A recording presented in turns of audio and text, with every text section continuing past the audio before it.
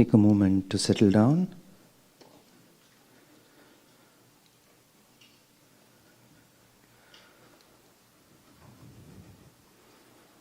We shall start with a couple of minutes of Ramanama.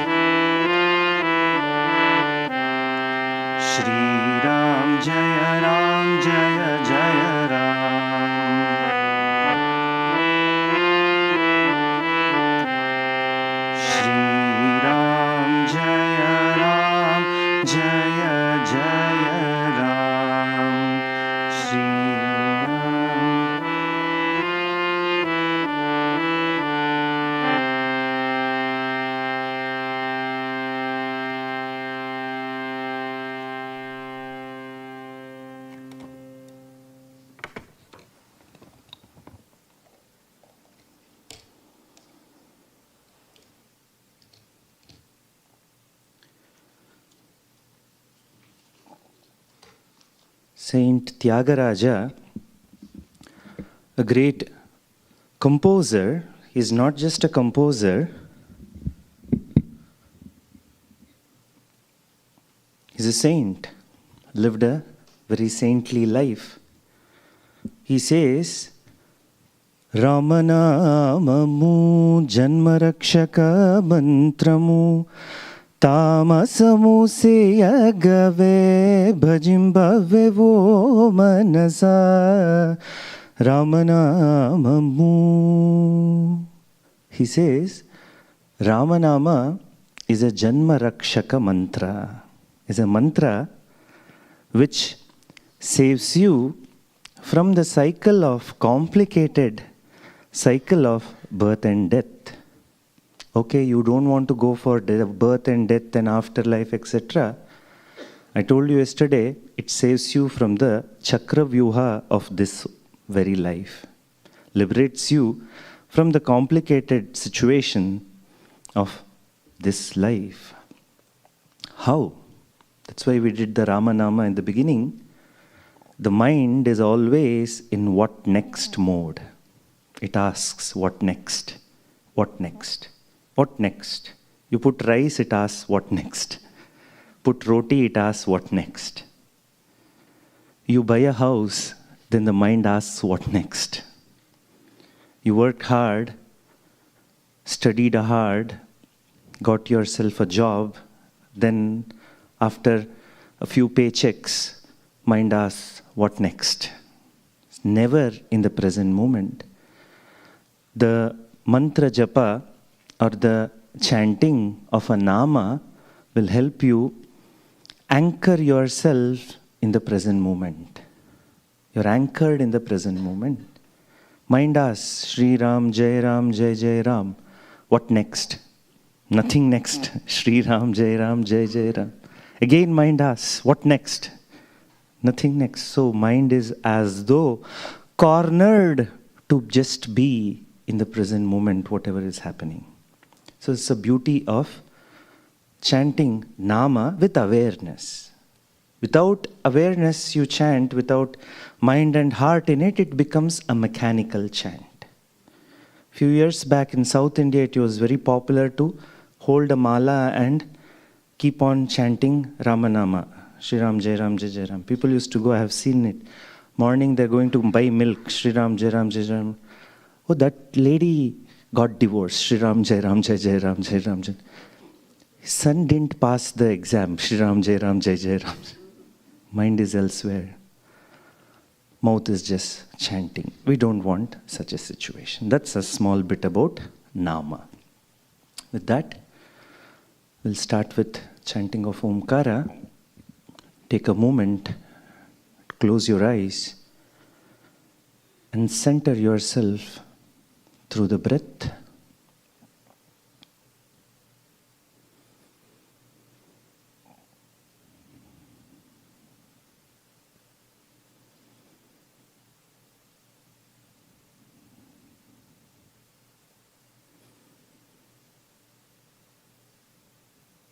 Inhale.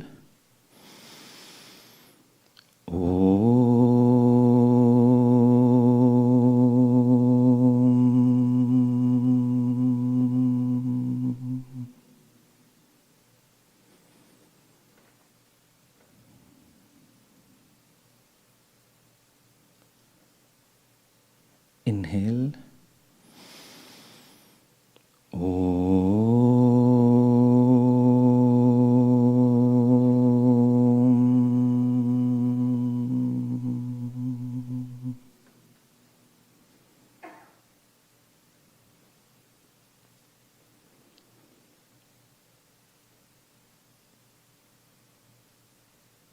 Inhale.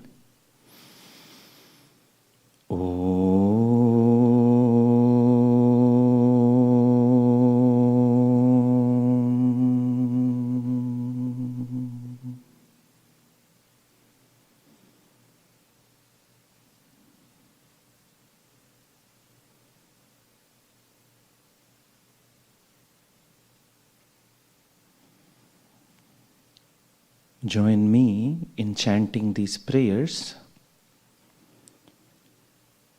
Sada Shiva Samarambham Shankaracharya Madhyamam Asmadacharya Paryantam Vande Guru Paramparam.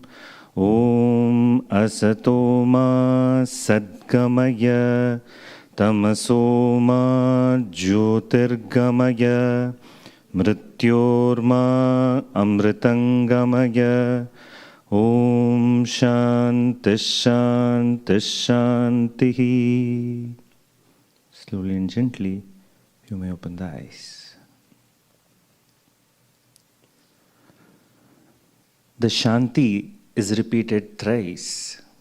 In Sanskrit or in the Shastric context, it's called as abhyasa, repetition. It's repeated to make us pay attention to it, to show that what essentially we are seeking in life is peace. Peace alone, nothing else. Not green peace. Peace. Shanti. Veda is very judicious in using words. Simply they don't repeat. Rishis don't repeat like us. If they repeat a word, it only shows what value it has, how important that phrase or expression is. So in and through all our transactions, what we are seeking is peace. We must be aware of it. If somebody gives you a deal, I'm going to give you $1 million, but you would not have peace of mind at all, not even for a minute. Would you accept such a deal? No thinking person would accept such a deal. It only shows what we value most is peace, really. All the other things that we value are all on the periphery, superficial level, not in reality. Continuing our discussion about freedom, Jivanmukti, one fundamental thing we must recognize in Vedanta is the feeling of I am. I am. I pointed that yesterday, that this sense of I am is self-evident. Nobody needs to validate your sense of being, that you are. You're present. You're here. That I am is the first thing that you notice. When you wake up in the morning, the first thing, the first sense that you get is that you are. Then the whole world enters. There is the beautiful, most divine sense that you are. That is the first sense that you get. Then what do? Then you take the mobile phone, whole samsara walks in. Within fraction of a second. Pay attention to that I am. That I am is a window to the truth. We seldom pay attention to it. That I am is something so fundamental, self-evident, and unchanging. Unchanging. We are looking for changeless, I indicated yesterday, that we are constantly looking for a state of changelessness in everything. We don't want anything to change around us as though. We want the same configuration. You fine-tune and fine-tune your life, meaning lifestyle. You fine-tune the lifestyle to such an extent you don't want anything to change. In fact, if you go to a coffee shop here, you'll know how much it is fine-tuned and how do you don't want to change. Some of the orders people place, it baffles me that how do those baristas process it. They'll say, extra ice, 2 pumps of caramel, 1% with a dash of cream, 2 shots of espresso, medium roast, this, that, 100 things. So you fine-tune and come to a certain configuration. In this example, it's a coffee. And then you don't want it to change. And if there is any change in that, you react, you get angry. You get angry. Because just a small coffee is not what it was or what it had to be according to a mental conception, a construct that you have. So you're wanting changelessness in coffee. Then meal. You have come to a fine taste configuration. You want that to be there, the same. People go to temple and also expect a configuration like that. They get angry that the priest did not treat me well. You want same configuration. You want in the temple also. Look at the blessed Bhagavan Murti sitting there. It is not changed. It is in the same configuration. But I don't know why, whether people go to temple for the priest or for the Bhagavan. More often it happens in India.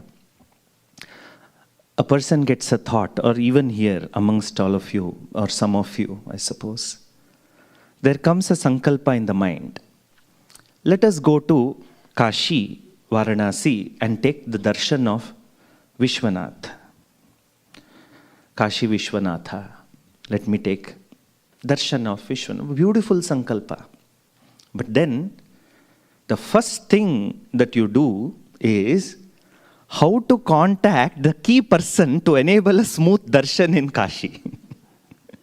First thing you think of is, suppose you're in that high income level or certain financial class, First thing you think of is not the Mandir, Vishwanath, nothing. How do I contact the trustee or the priest there? You call up your friend or try to put some influence. This, that, and people take pride that I know the priest of Kashi Vishwanath temple. I know the trustee of this temple. I know the trustee of that temple. A poor man is standing in Varanasi. People are talking. I know the trustee of this temple. I know the priest of this temple. We are very friends with the head priest of this temple. I know this priest. I know that trustee. They are talking. A bhakta comes and says, you may know the trustee. I know the God himself.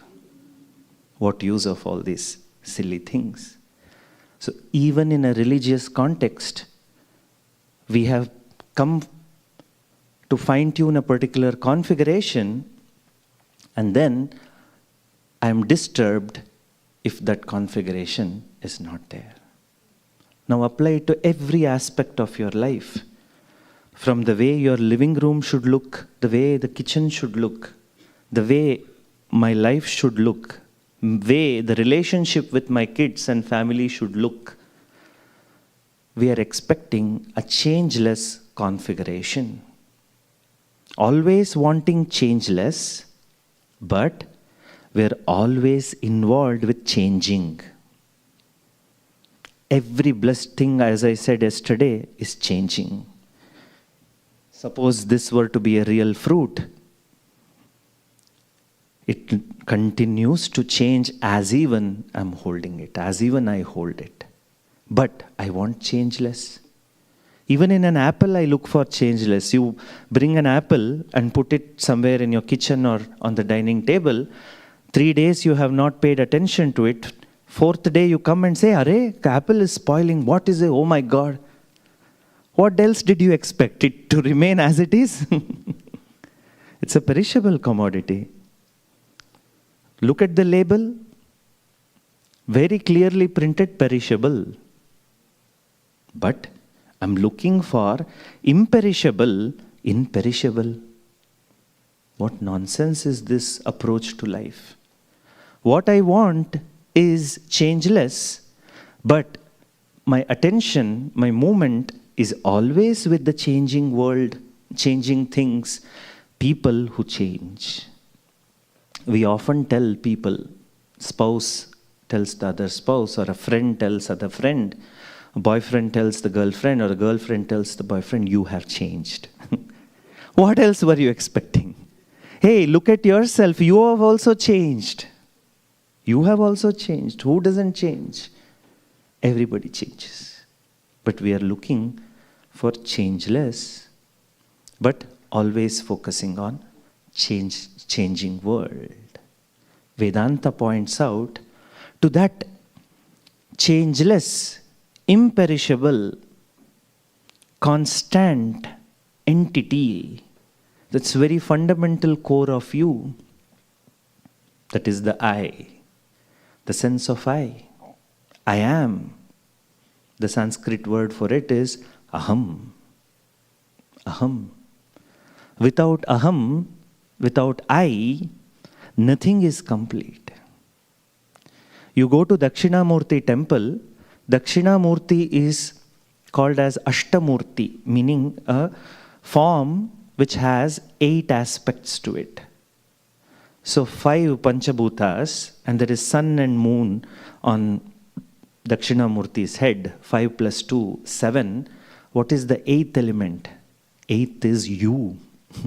Even Dakshinamurti is incomplete without you. Without you. Without the sense of I, there is no cognition of the world. The world is as if dead to you if the blessed I is not there.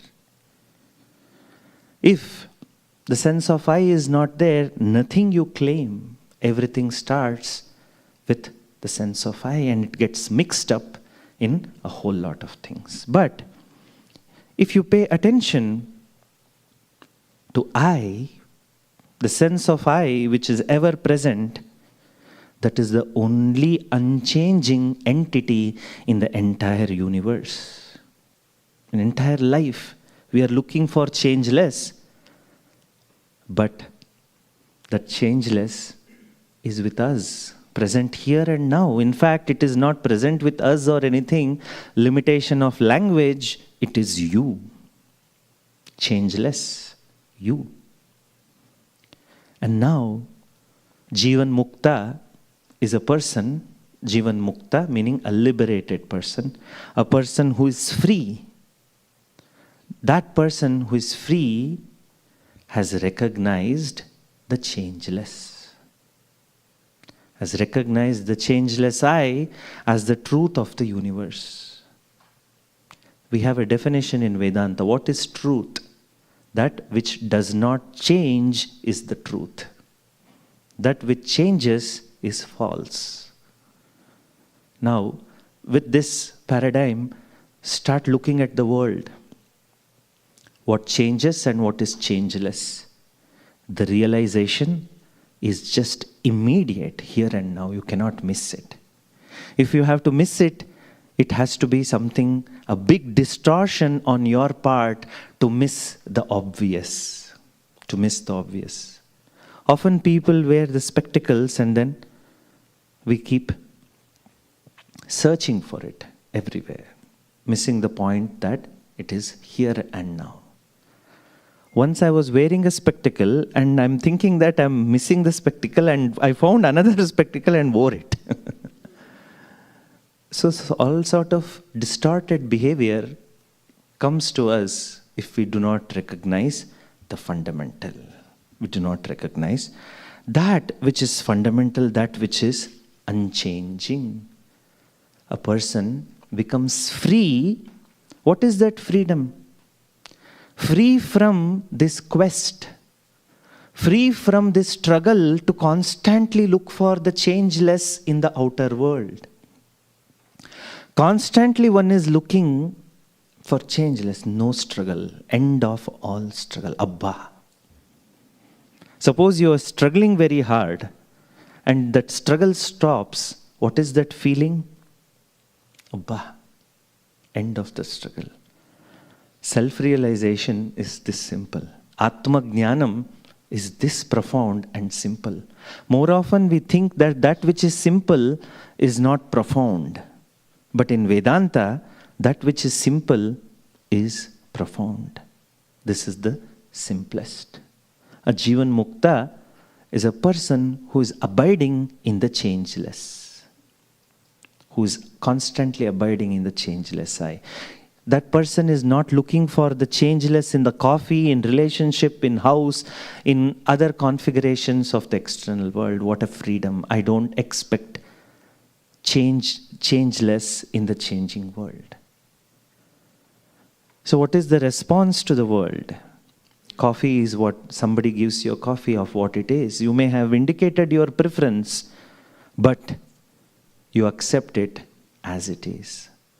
So a natural attitude which springs because of this understanding is acceptance. Acceptance in everything. You know, the most difficult acceptance you may accept if a coffee is not all right. You will accept if a dish is not all right. The most challenging aspect is to accept in terms of relationships. We extend the same attitude. Person changes, we accept. A good marriage is recognition that both the spouses are going to constantly change and both of them have the open-heartedness to keep accepting all those changes that happen in one's life. There's no conflict. One fine day, the other person doesn't turn and say, you have changed. Because obviously they've been accepting of the change. They've been accepting of this change. And look around. Every changing entity is finite. Finite. Comes with a particular shape. Finite. Comes with a particular color. Finite. Comes in a particular configuration. Finite. Color, shape, spatial location. Everything limits this object. Now, look at eye. What color is the eye? Take a moment. Let's do this practical exercise. Close your eyes. You have a sense of I, isn't it so? What color is that? You may open the eyes. Don't go off to sleep and samadhi. What color is the eye? No color. What shape? Do this exercise again. What shape is the eye? No shape. No color. What fragrance is the eye? No fragrance. Thus, when there is no attribute, there is no limitation, limitless. That's why the self is called as Anantam Brahma, limitless entity. It is not something conceptual, it's very real. It's experiential in terms of that truth which is self-evident. That truth which is self-evident. So, anything in the world seems like you have given up, there's no giving up, because everything is limited anyways. Everything is limited. You just grow out, one must just outgrow from one thing to another, recognizing that never anything or any configuration is going to give me infinite or changeless. Changeless. So there was a particular sabha once, there was a particular function. A very accomplished Mahatma was invited to that particular function. There was a public function or so. So on the stage, the Mahatma was seated, and there were all other president, vice president, etc., all of them seated. And they wanted to introduce the saint. They said, we have such a great saint with us today.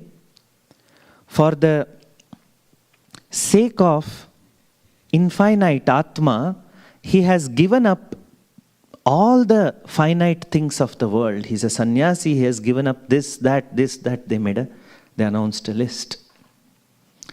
So then it was the turn of that Mahatma to speak. So he took the mic and said, you know, I am not a great renunciate or anything. In fact, I would like to offer namaskarams to all of you because I have just given up finite things for the sake of infinite, to pursue this infinite.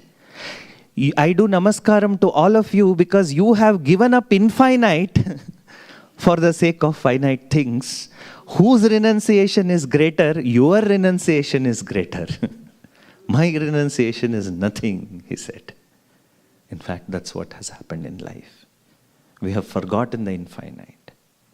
We hardly pay attention to it. Why?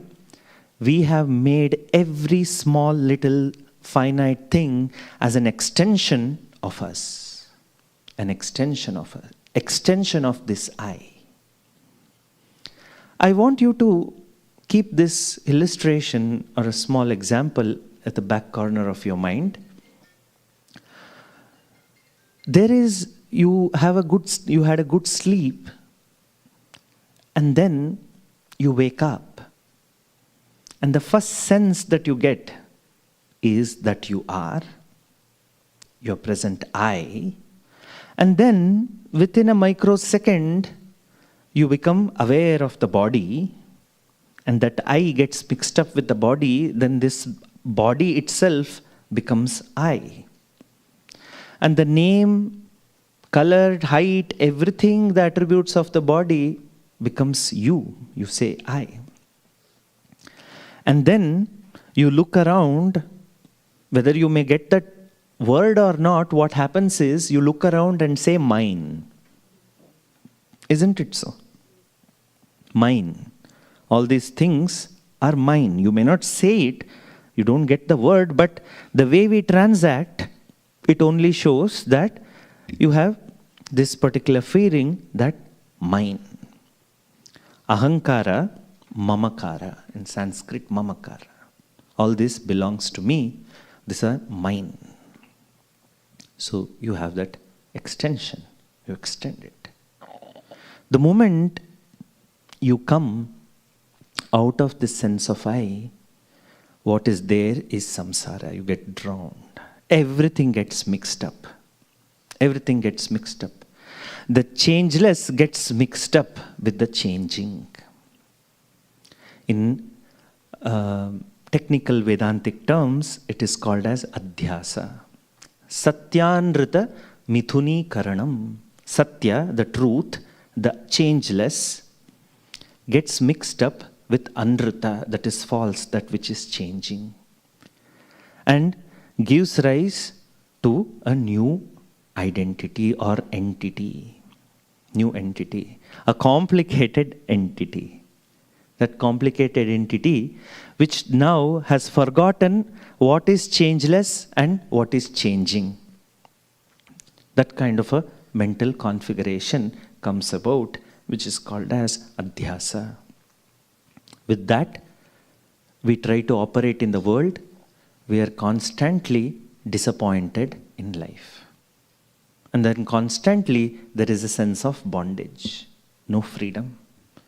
Constantly our state of mind is determined by the outer, whatever is outer. You know, I'll illustrate this whole movement through a unique example, taking also a few bits and pieces from neuroscience.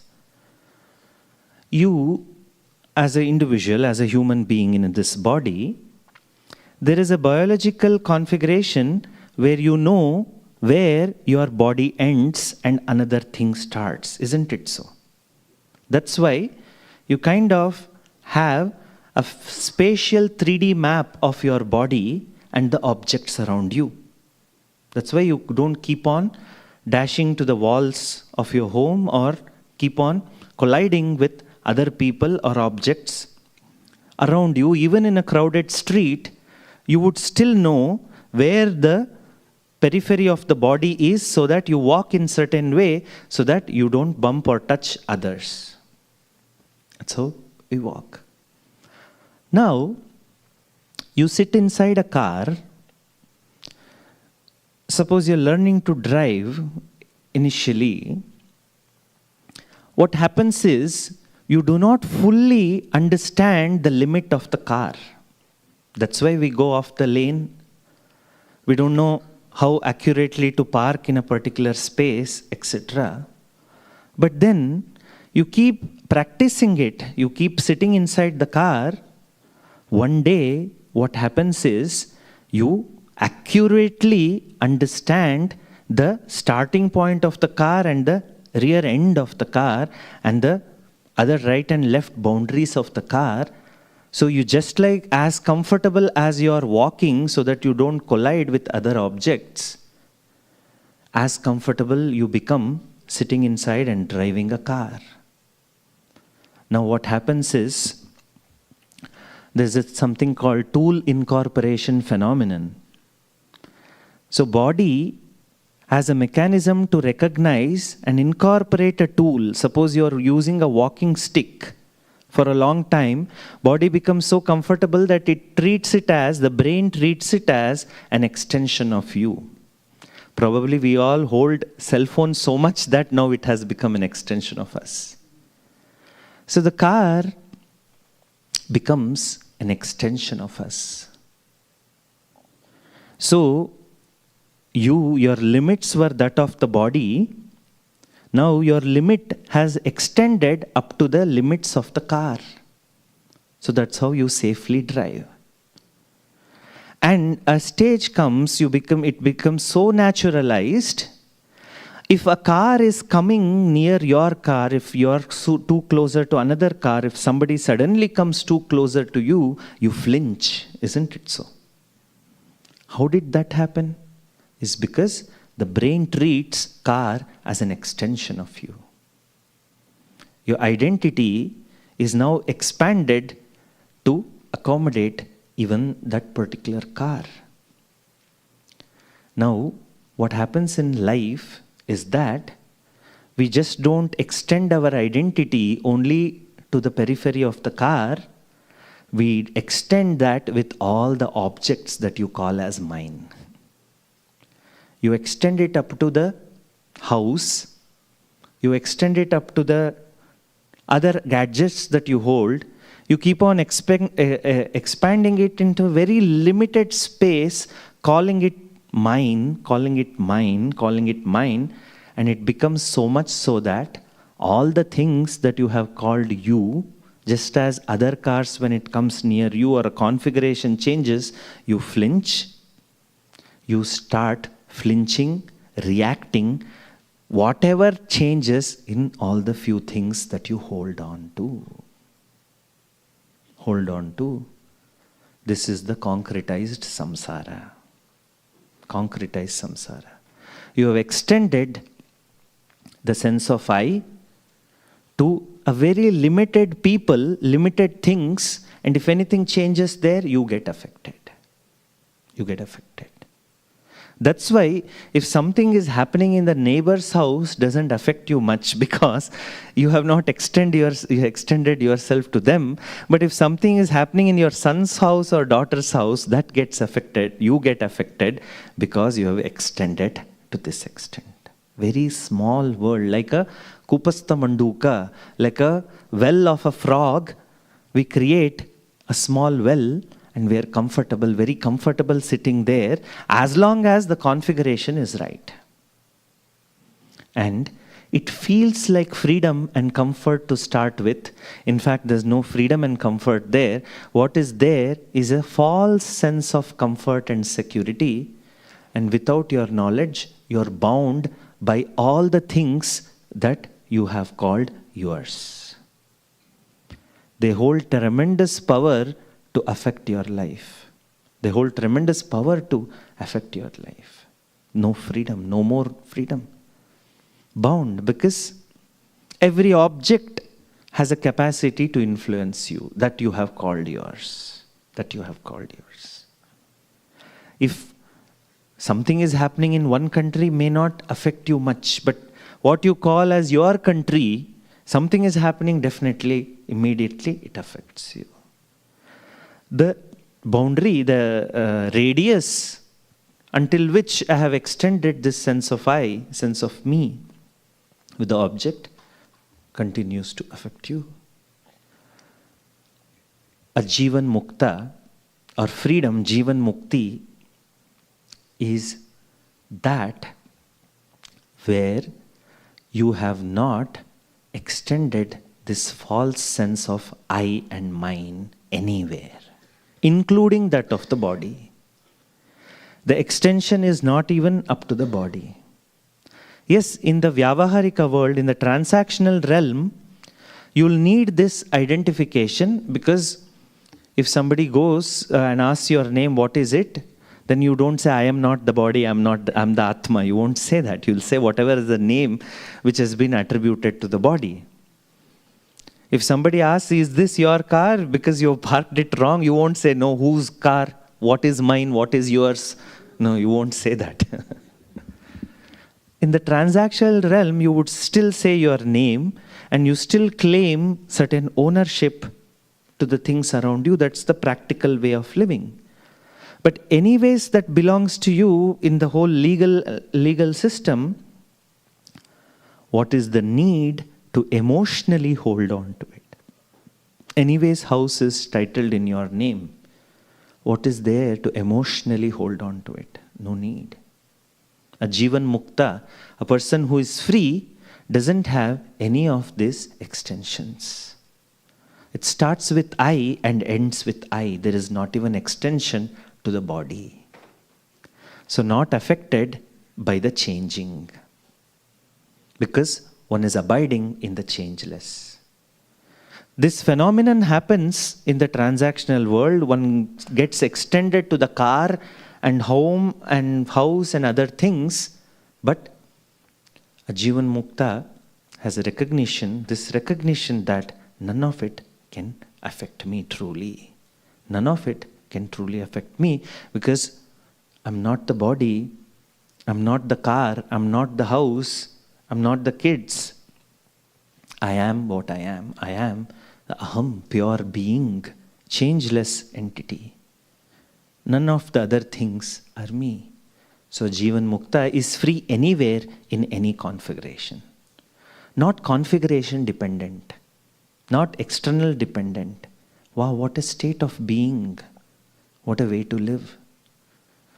Thus, you are contented wherever you are.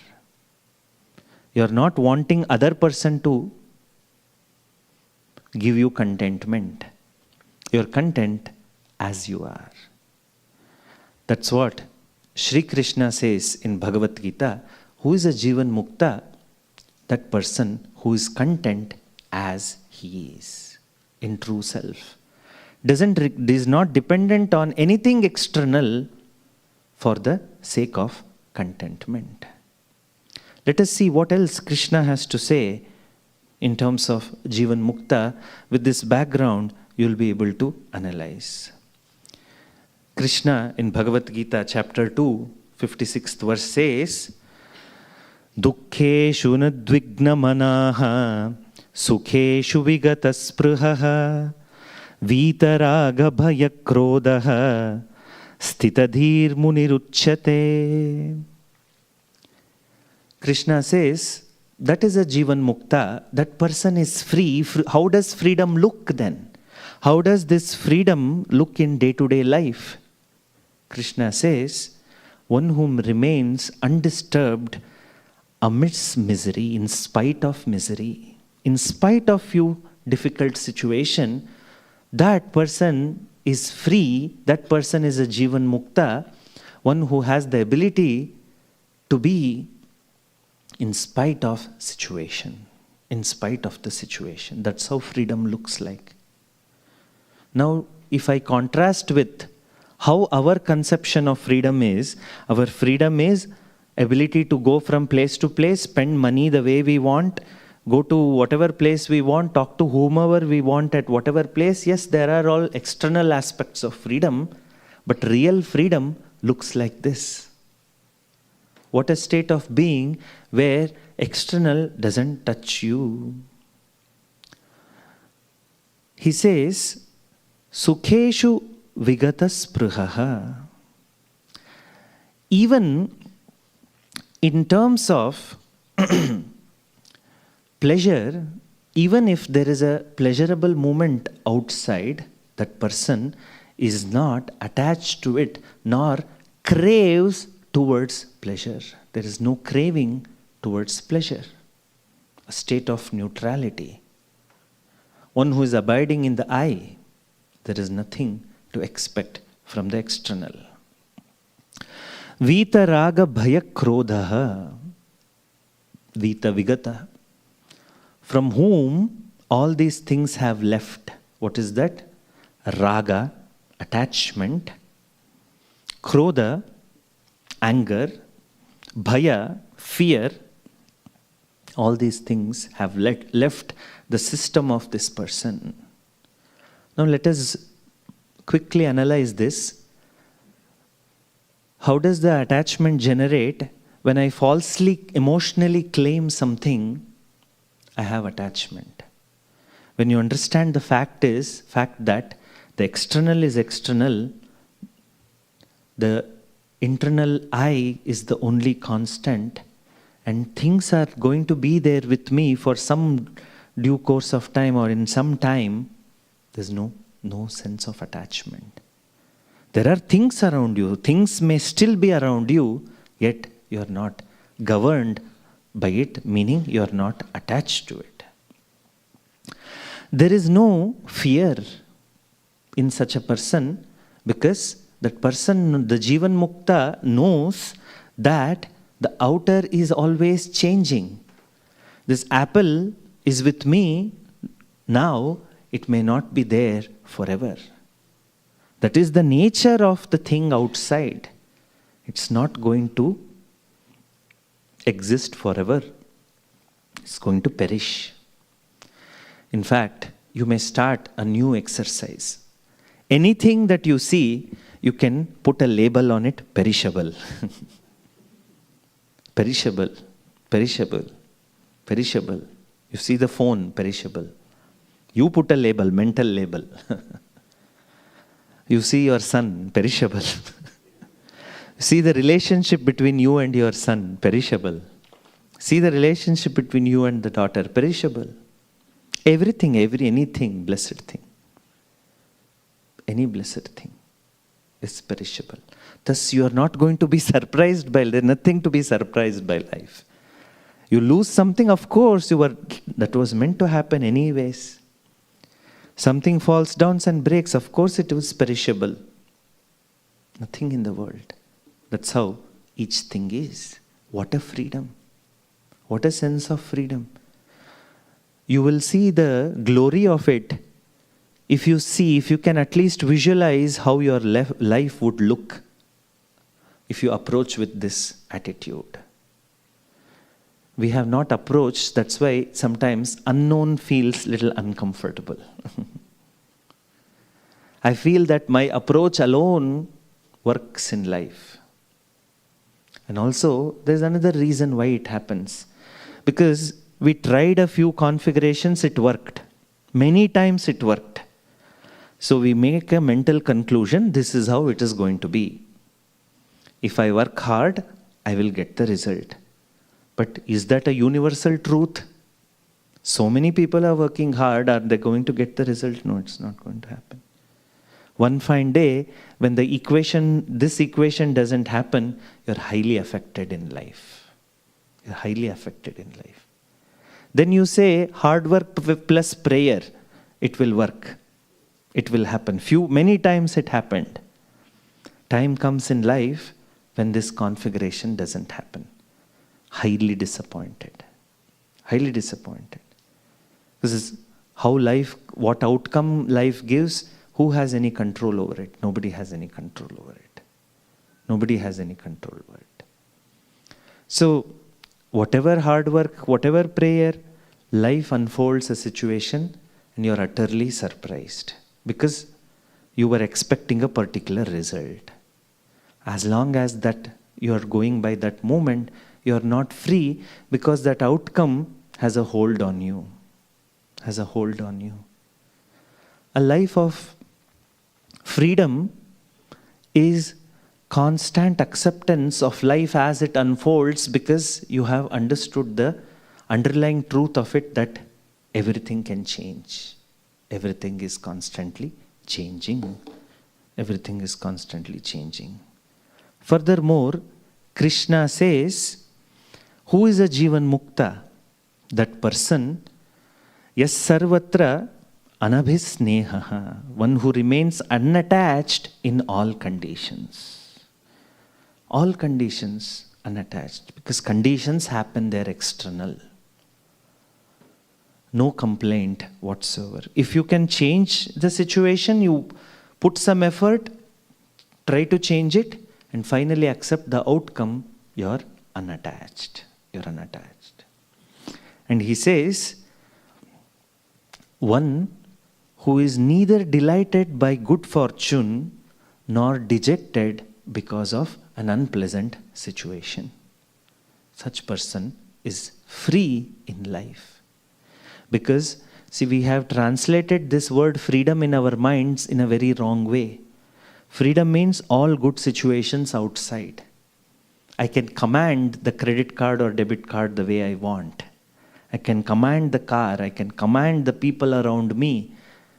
That is freedom. That is freedom, is constant thinking. But a Jivanmukta is one who has outgrown that and is abiding in the changeless. Thus, unaffected by changing. Unaffected by that which is changing outside. That is how freedom looks like. The Jivanmukti, the realization is not, there is nothing mystical about it.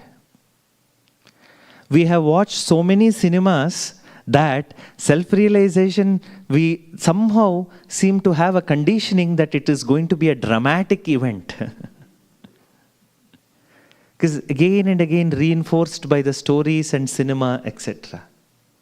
What is that mukti? The person dies and there is one jyoti, one flame from heart goes out, tin tin tin tin tin tin tin tin tin tin tin tin tin, then go joins Narayana somewhere. That picture is so hard to come out of. Who put that picture? Somebody has put that picture. So hard to believe Krishna's words. Jivanmukta, one who is free. It's not my word. If it were to be my words, you may question, what does this Swami know? You may say. Now Krishna's words, not my words. What is Jivanmukti? He says, one who is unattached by situations. If you ask this question to yourself, if this seems very simplistic, what's the big deal? Look how it would translate in your life. If it seems what's the big deal, because you have become numb to the truth. It's like there is a particular virus in the body or bacteria in the body, all antibiotics have been given and it has become immune and become a super bug. The dissatisfaction inside has become so hardened that even Krishna's words don't inspire us. We say, oh, what is this? What's the big? How can you say? How can you live like that?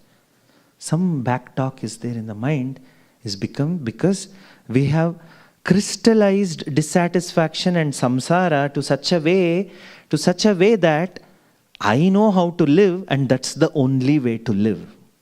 There's no other way. There's no other way. But Vedantic freedom is just the simple insight that a life where the outer cannot affect the inner. Outer is outer, the inner I is unchanging, and that changeless is what you're looking for all the time, and you have a communion with that changeless, thus end of all problems. It is that simple.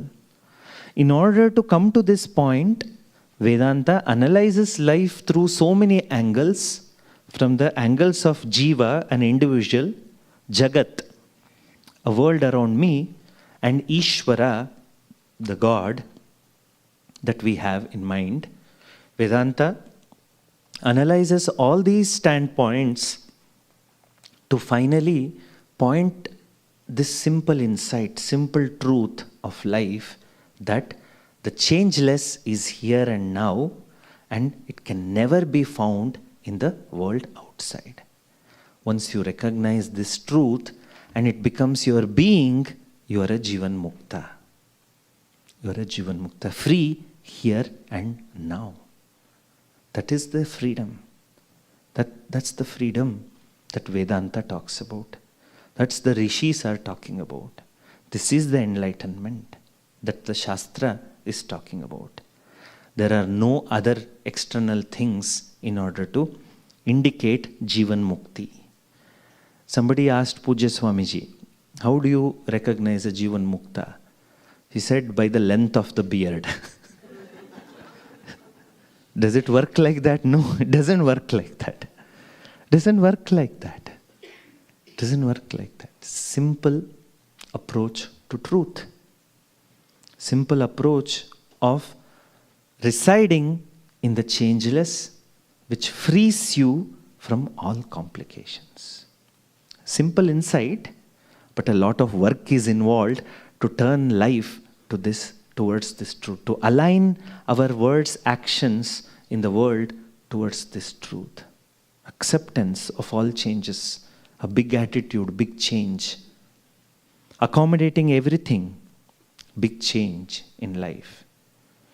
Not looking for contentment in the outer world or thinking that spouse or children are going to give me contentment, a big shift in the way we live. So once you make these changes, truth is here and now, and you are free here and now. With those words, I conclude these 2 lectures about Jivanmukti. We printed a couple of words that only indicates, the verses only indicate this state of being. What is that? The verse that you have, you can repeat after me. What page number is it there? Can somebody say it? Page, do you have a page number? Okay. Last page. Last page. You may repeat after me. Asangoham. Asangoham. Asangoham punah punah. Sachidananda Rupoham Ahameva Ahamavyayah Asangoham. This I is asangaha, not attached to anything. In fact, I told you, a special mechanism is required to make it attached to things. This apple is what it is. I have to do some extra circus to call this apple mine. This apple happens to be with you, that's all. To make it mine, to call it I, there is some extra effort involved. Car is car. An object which can take you from place A to place B has a utility value, but I extend myself to it and get drowned in it. Asangaha, as you are unattached to anything, unattached to even the body, unattached to anything. But yet, we make sangha, connection with everything that I see. Everything that I see, I make a connection through likes and dislikes. Either I like it or I dislike it. Or you create an ownership of it. Asangoham, aham, I am asangaha. Sachidananda Rupoham. This aham, I discussed everything without really giving you the verse. I am, I exist. And that exists, Sat is existence. I'm constantly present. Sat, Chit, that presence is that of conscious presence. You are aware that you are. Chit. Ananda.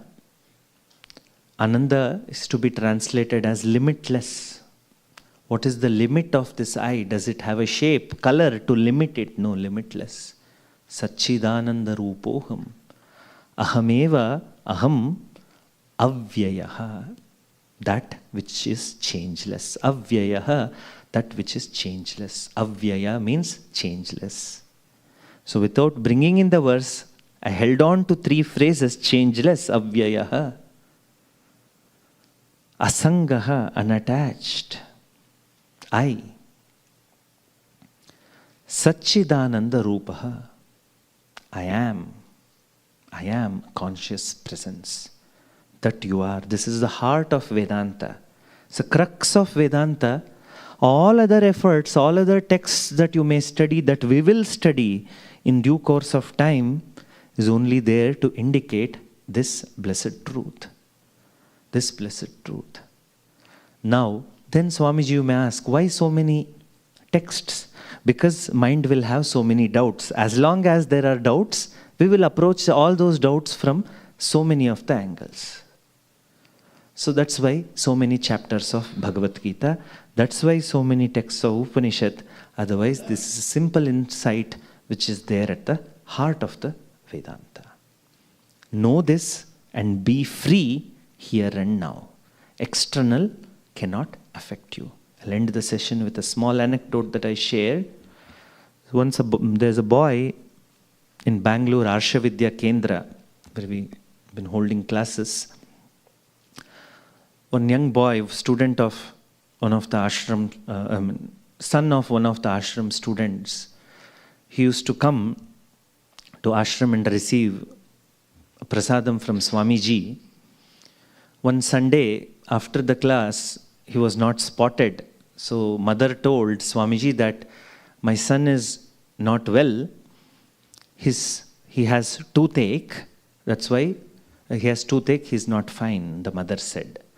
Then the boy came and Swamiji asked the boy, hey, your mother said you're not feeling fine. Are you fine? Are you okay? Swamiji asked.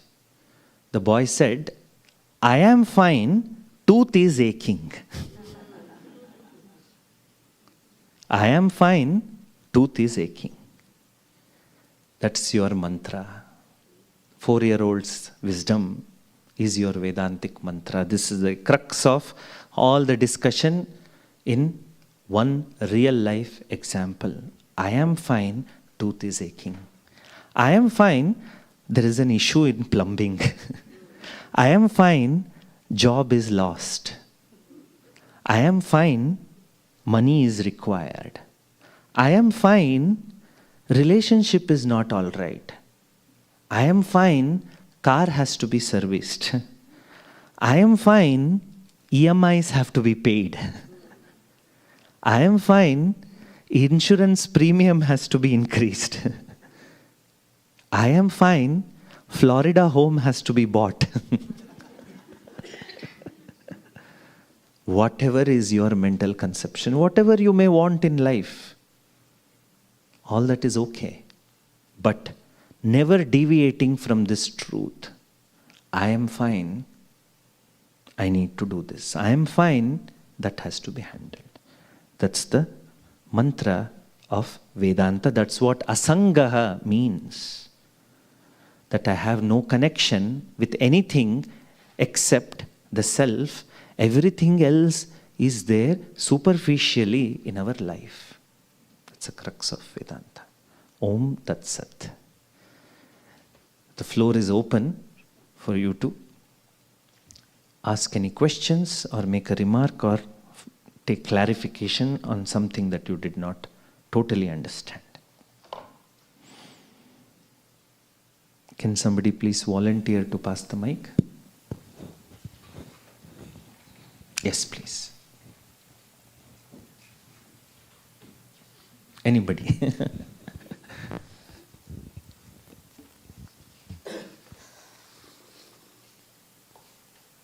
No questions? Okay. Oh, what has happened is, the survey had important questions on the back side. That is not printed. I didn't recognize. Now it's an incomplete thing. Thank you for your effort. Maybe, hopefully, I'll be able to give you the full survey. Just ask us. All right. Yeah.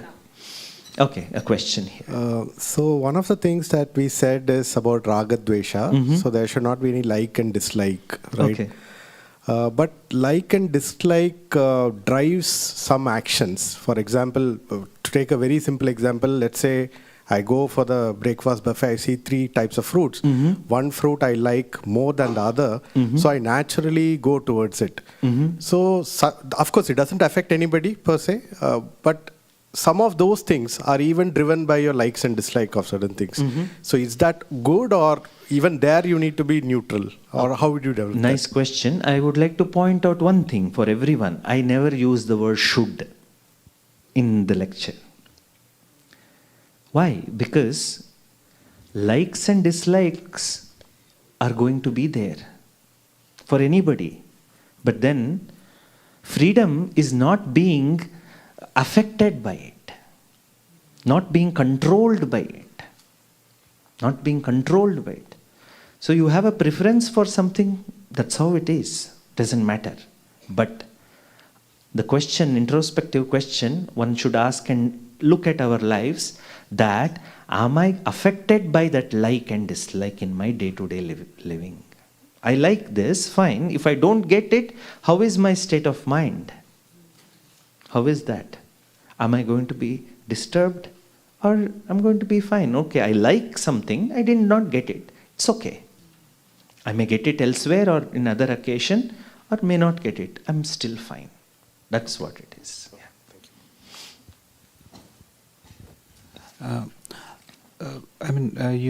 If we are trying to be okay with pretty much anything, what is the motivation to even change anything that is not good?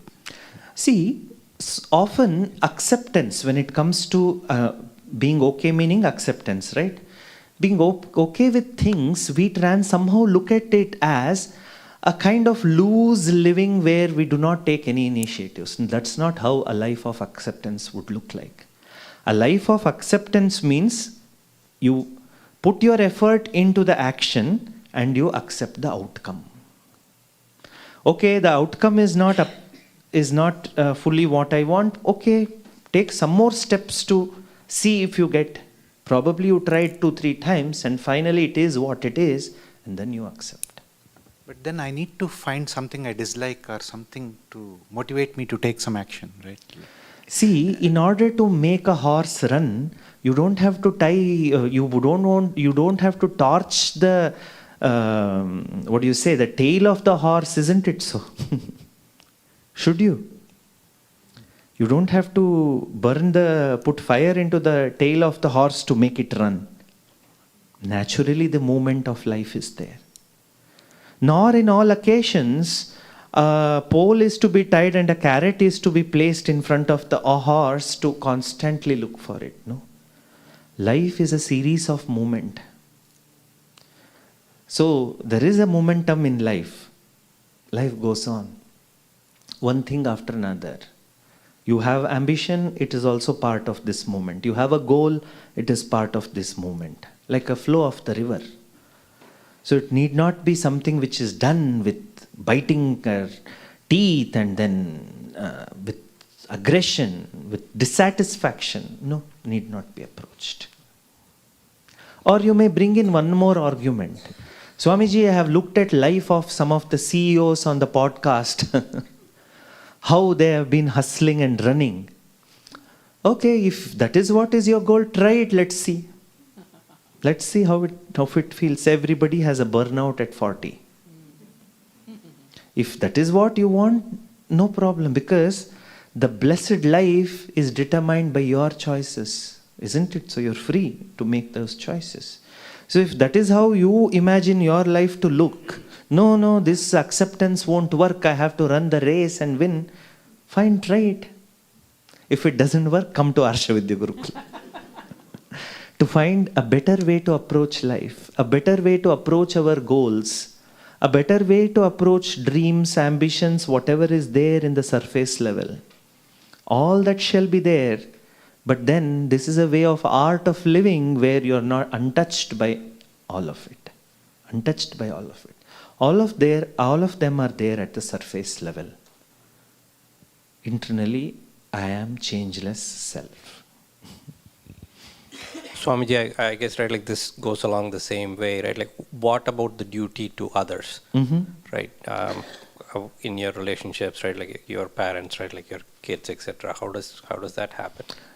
Now again, I would like to point out for all of you, I encourage all of you to think that why a life based on freedom, inner freedom, how would that affect my ability to do my duties? Why should it?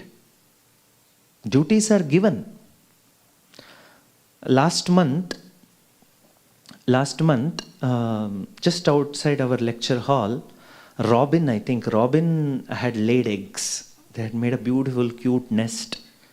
And the robin couple, birds, they had laid eggs. Both of them worked hard to protect the nest. And both the parents were guarding the eggs. And the mother gave her warmth. And one day the eggs were hatched. And both the father and mother bird, one bird is in watching and other bird goes to eat and comes back. They took turns and did all that. They made all this happen. And they taught the small birds to fly also. And once the small birds had enough strength in their wings to fly, they flew. The robin couple also flew. Now, suppose, let us take that robin birds to be free, operating from a sense of freedom. Did they lack in any of their duties? No. No. Did they have attachment to the outcome? No. Oh, if I ask them, teach them to fly, they will fly away. Let me keep them close to me. No, they didn't do. They did all their duties perfectly and flew away. So where is the conflict of performing our duties in life? We do what is to be done. We do what is to be done with a place of freedom. With a place of freedom. Did I answer your question?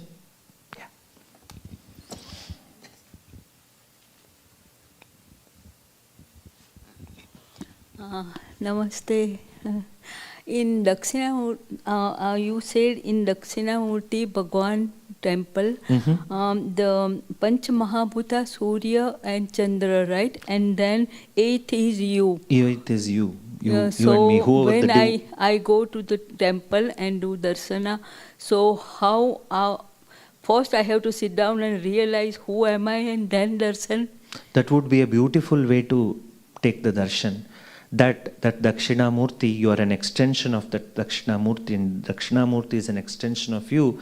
There is no separation, there is a fusion in darshan. That is a real darshan. That is the way you do darshan. In fact, it is there experientially. Somehow all the Sanatani Hindus have it. Every person, every Hindu raised in this beautiful dharma has that insight. How do you say, Swamiji? Maybe all of you must have gone to crowded temples, I feel. How many of you? Where they're pushing the line. Isn't it so? How many of you have gone to Tirupati, Tirumala? Raise your hands.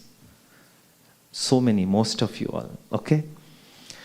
So much effort is there to go there. You go into the temple, there is a line. They keep saying Jaragandi, Jaragandi. They keep telling you to go front, go, move forward, keep moving. And you get few seconds to take the darshan, isn't it so? Just few seconds are there to take the darshan. Even in that few seconds, you do darshan and you close your eyes for some microseconds, isn't it so? Did you all do it? Did somebody teach you? Youngsters are sitting. Did your mother teach you to do that when you go there? I don't think so. But you did it. Somehow, because of the influence of the culture, you did it. Because it is innately built in the culture, in the Sanatana Dharma, that what is external, you don't leave it. You don't leave the God externally, you internalize the Bhagavan. You internalize that darshan. So even that for split second, you want to close your eyelids and bring that divinity inside. That is the darshan. That's the true darshan. So that way, that's the way, very beautiful question, that's the way you may do darshan in any temple and especially in our Dakshinamurti temple. Yeah.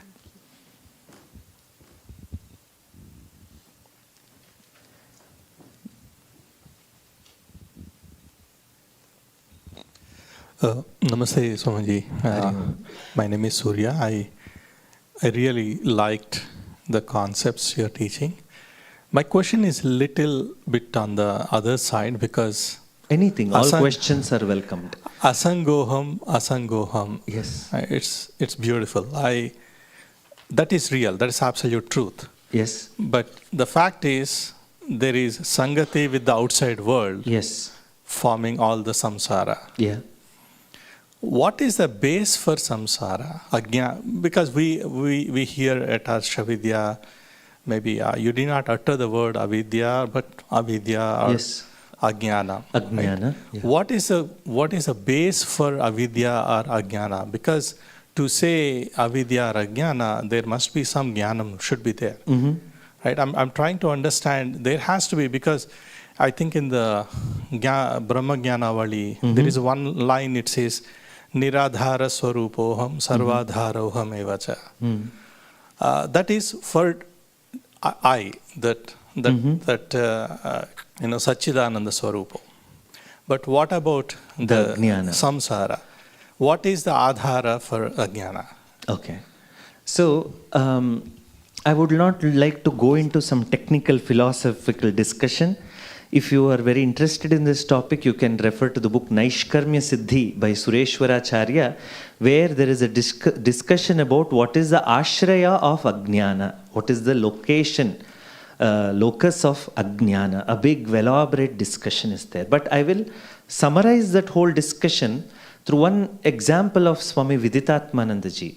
Sri Swami Viditatmanandaji beautifully gives that example, and it will give you a practical insight to approach the ajnana and the problem of samsara. What it is. Now, in fact, Swamiji quotes the example of Buddha. Viditatmanandaji in one of his books, I forget which book, he writes, Buddha was asked this question, hey, you didn't really analyze the ignorance part too much. How do you answer my questions about ignorance? Buddha was asked. So Buddha says, suppose somebody has hit an arrow and it is stuck on your back, what would you do? Would you see first, hey, in what speed did this arrow come? What is the material by which this arrow is made? What was the location of this arrow before it came and hit me? What is the beginning and origin of this arrow? No, you would not do it. What would you do? You will just turn back and try to just take the arrow out of your skin and throw it out. Similarly, ignorance is self-evident. Our approach to life, how ignorantly we approach life, is evident. Now, where did it start from? What is the location of it? What is the adhara of it? You can analyze, I told you there are technical texts for it, but approach is to shed it, take it out. By what? By jnanam that we are discussing. So ignorance is handled. Another insight from Swami Tattvavidanandaji. How to understand where did this ignorance begin? Where did it start? How did it start? Now, do you know French? No, you're ignorant about French, isn't it? From where did this ignorance of French start? When did this ignorance of French start in you? Can you answer that question? No. No. So, but what is evident is that you're ignorant of French, isn't it? So, if you want French, get French jnanam. Similarly, approach the problem of ignorance, ajnana, in the same way. Practically, by knowing the right knowledge, viveka jnana. Every text is giving you viveka jnana. These classes were about viveka jnana. So take it in, and when the time comes, you shall also explore the Naishkarmya Siddhi text. Did I answer your question for the time being? Okay. Yeah. Thank you. Next question. Swamiji, thank you for another beautiful lecture. So this question is about freedom. And maybe I'll take an example. So let's say, for those of us who have adult children, you spend like a lifetime, like the first ashram, as you said, or as Swamiji said. Grihastha ashram, yeah. Raising them. And now let's say at some point you need some help or something, and then they are obviously caught up in their own bubble.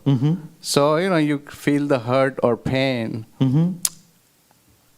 but you understand that they are in their bubble. So how do we think of, I'm actually asking you for tips. How do we go about kind of, let's say, minimizing what we are feeling?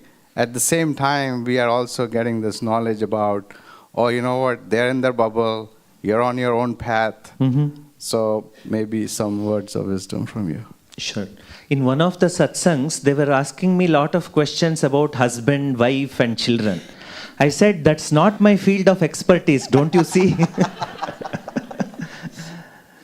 But having said that, life is same. There's some fundamental core insights of life can be applied to any relationship. Now you see, one fact is very clear in human life. Life cannot be independent. I told you, in isolation, nobody can work in isolation. We are constantly dependent on others for our life. Whether it is my son or daughter-in-law or son-in-law, we are dependent on people. That's how life works. If not son, we are dependent on any other Uber driver. And I am dependent on somebody else. So always there is interdependence on all these things. Now, if I book a Uber and the Uber driver first agrees to come, that means your request is accepted, And then you look at the app after 2 minutes, the Uber driver cancels on you. I thought it happens only in India. So I was new in the Boston. I was in when I was in Harvard. For some context, I had to go from place to place. I opened the Uber app. I put the location, and I thought, okay, fine, the Uber will come. 2 minutes, the Uber is cancelled. Oh my God! I thought it happens only in India. Uber driver cancels on me. Now, Uber driver cancels on you. You don't feel hurt. Isn't it? So do you feel emotionally hurt? No, I may be shocked or surprised. I'm not emotionally hurt. But the daughter or son makes an appointment, and somehow you said because of their bubble, they cancel. We are hurt. Can we approach the way Uber we have approached through all our relationships? Are you going to say, Uber, I'm not going to use you anymore? Go away. You cancelled on me. You don't say that. You don't say that. For some reason, the car is delayed. You don't get hurt because the car driver is delayed now. So, similarly, can we approach all relationship with that objectivity? My son, daughter, daughter-in-law, son-in-law, extended family, all are going to be around. We are going to be depending on each other in so many contexts. But it is all subject to change. Each of us are living our own lives. And especially in a country like this, where individualism is the goal of life, everybody is also equally focused on building an individual life, not much compromising something for the sake of father, mother, grandfather, grandmother, spouse even, all of it. So, can I approach all my relationship with the same level of objectivity? Yes, it's okay. Probably they're busy. Okay, let go of it. Maybe I will again plan another occasion. So if we make efforts in that direction, we will have the same objectivity with which we approach the Uber app, the way our relationships too. That's the tip. Did I answer your question? And then how do we become better at it? I guess through this knowledge or Yeah, that insight makes you better immediately. That reality, insight of reality, that a driver can cancel on me. Car may get delayed, get stuck in traffic. I want one type of car, but the algorithm sends me a nice car sometimes, sends me a stupid car sometimes. All of it is okay. Yeah. Last question. If I may ask Swamiji, Sure. these three vallis, if we can hear Swamiji recite them so I can record it, is it possible? We will send the recording. Okay, thank you. Yeah, we do one... yes, I'll announce at the last beginning, yeah. We will end the session with a small contemplation. Take a moment to close your eyes.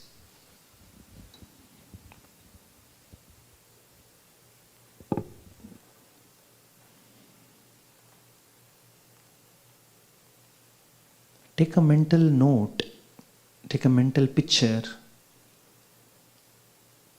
of this moment, which is based on these Vedantic insights that you just heard.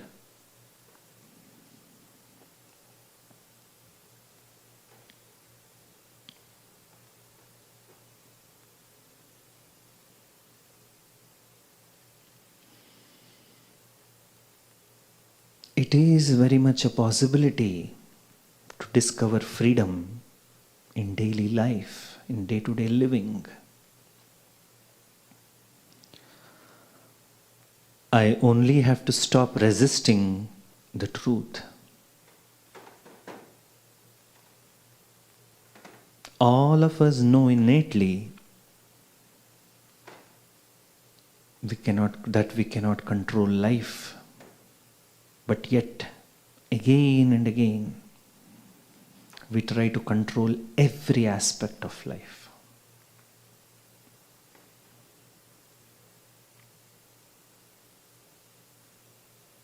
Every one of you know that life is going to have both joy and unhappiness. Yet we act surprised, shocked when there is unhappiness.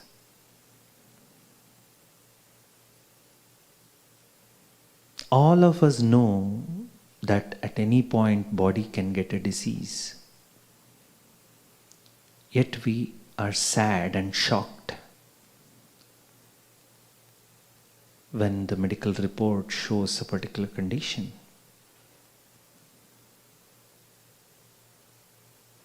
All of it is because we are resisting the truth at all levels. Let us take a sankalpa, an initiative to stop resisting the truth. You're free here and now.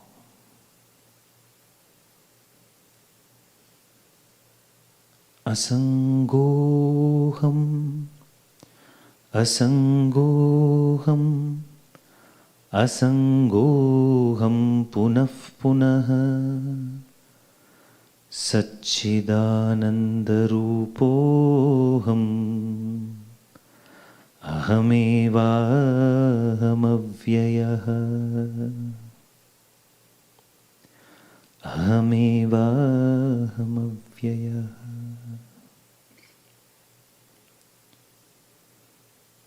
Om